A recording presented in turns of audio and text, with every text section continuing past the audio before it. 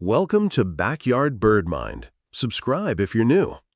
If you've got a bluebird using a nest box in your yard, here's something worth sitting with for a second. That bird didn't land on your box by accident, and it almost certainly checked out other options before settling on yours. Out of every possible nesting spot within its range, it chose the one you put up. That's not luck. That's the result of a very specific evaluation, and you were part of what tipped the decision. Most people assume a bluebird picks whatever box happens to be nearby, first come, first served. But bluebirds are surprisingly selective, and in areas with more than one nest box available, individual birds routinely inspect several before committing to one. Watching that selection process and understanding what it's actually built on changes how you see that box sitting in your yard. Here's what a bluebird is really evaluating. Entrance hole size matters enormously, since it needs to be large enough for the bluebird to pass through easily, but small enough to keep out larger, more aggressive competitors like starlings. Box height and mounting matter too, along with distance from cover a predator could use to approach unseen. But once a handful of boxes clear those basic requirements, something else starts to separate the ones that get chosen from the ones that get passed over. And that something is you. Bluebirds are unusually tolerant of humans compared to most cavity nesting species, but that tolerance isn't automatic. It's built through observation, the same way trust builds with any bird you interact with regularly. A box in a yard where a bluebird has watched a person move calmly, predictably, and without threat over time carries a different risk profile than an identical box in a yard where the bird has no history with the people around it at all. Nesting is the single highest stakes decision a bird makes all year. Eggs and chicks can't fly away from danger. So the adult choosing where to nest isn't just picking a structure. It's picking an entire environment, and your behavior is one of the biggest variables in that environment. This is where it gets specific to your yard.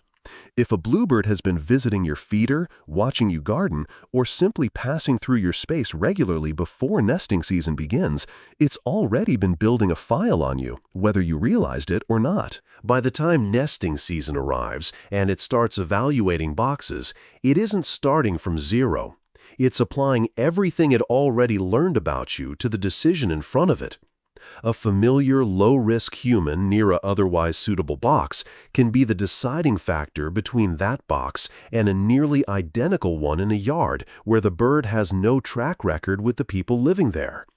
There's a competitive layer to this too, one that makes the choice even more meaningful.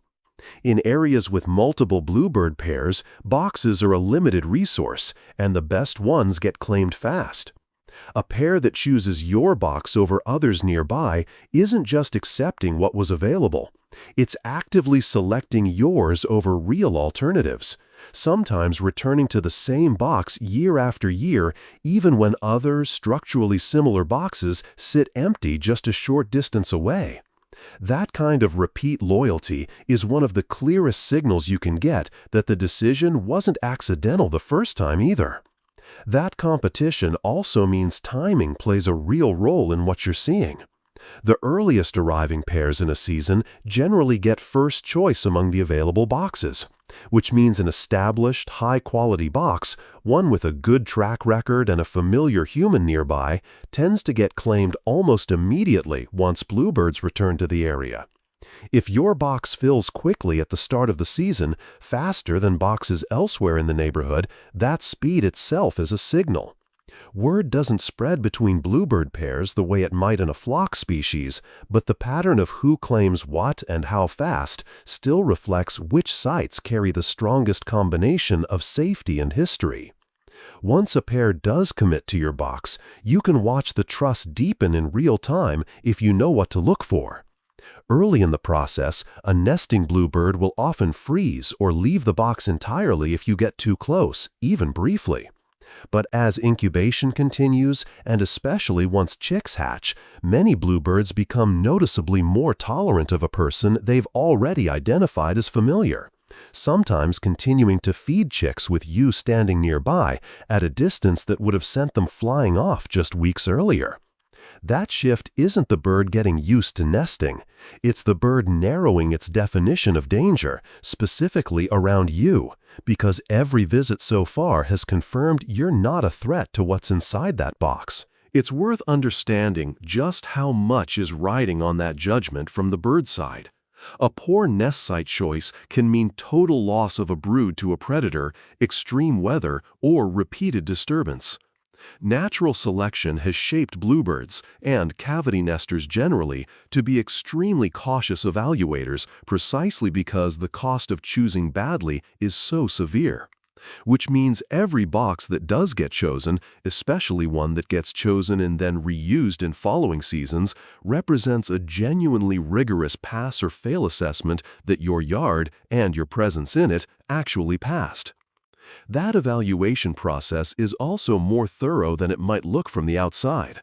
A bluebird inspecting a box will often enter and exit several times, sometimes across more than one visit, before either committing or moving on.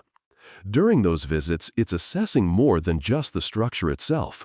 It's checking the interior dimensions against its own size, testing how much light gets in, and, in many documented cases, appearing to factor in exactly the kind of external conditions we've already covered: how exposed the box is, how close danger could get unnoticed, and how the humans nearby have behaved during the inspection itself.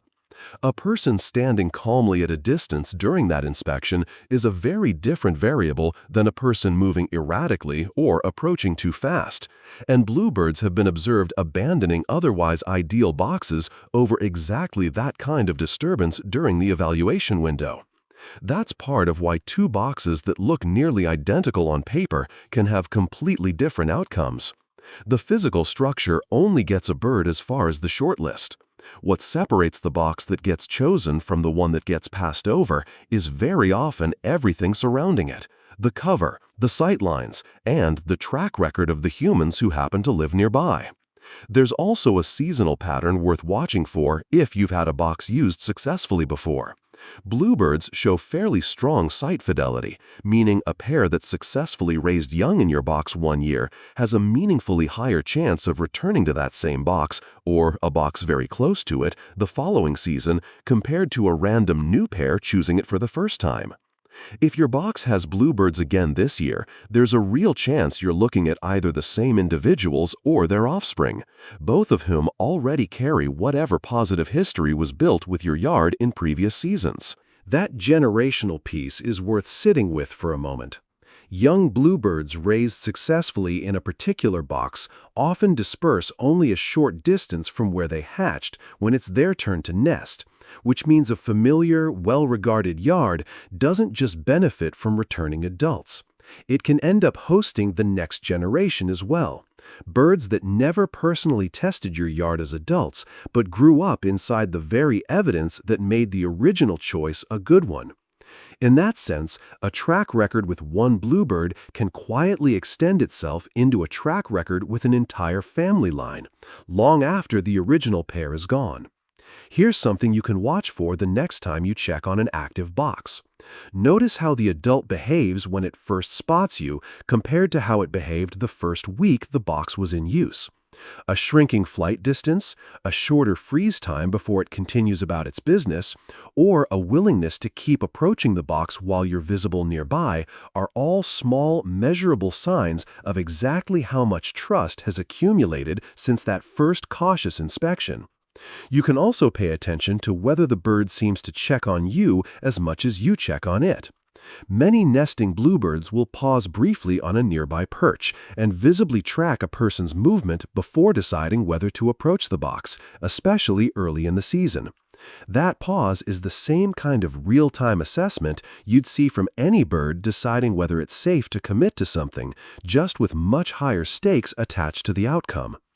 If you've got more than one box up, or you know of others nearby that stayed empty while yours filled, that comparison is worth paying attention to as well. An empty box sitting a short distance from an active one isn't necessarily a worse structure.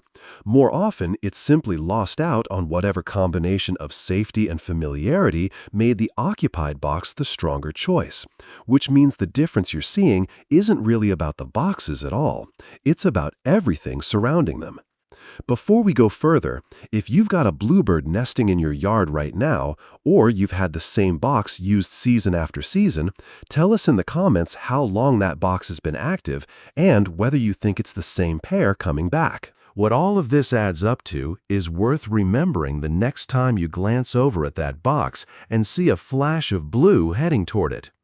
That bird, as incubation continues, and especially once chicks hatch, many bluebirds become noticeably more tolerant of a person they've already identified as familiar, sometimes continuing to feed chicks with you standing nearby at a distance that would have sent them flying off just weeks earlier.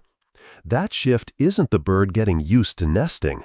It's the bird narrowing its definition of danger, specifically around you, because every visit so far has confirmed you're not a threat to what's inside that box. It's worth understanding just how much is riding on that judgment from the bird side. A poor nest site choice can mean total loss of a brood to a predator, extreme weather, or repeated disturbance. Natural selection has shaped bluebirds, and cavity nesters generally, to be extremely cautious evaluators precisely because the cost of choosing badly is so severe.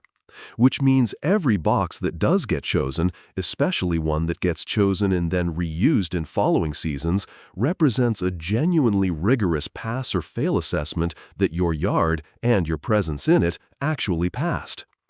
That evaluation process is also more thorough than it might look from the outside. A bluebird inspecting a box will often enter and exit several times, sometimes across more than one visit, before either committing or moving on.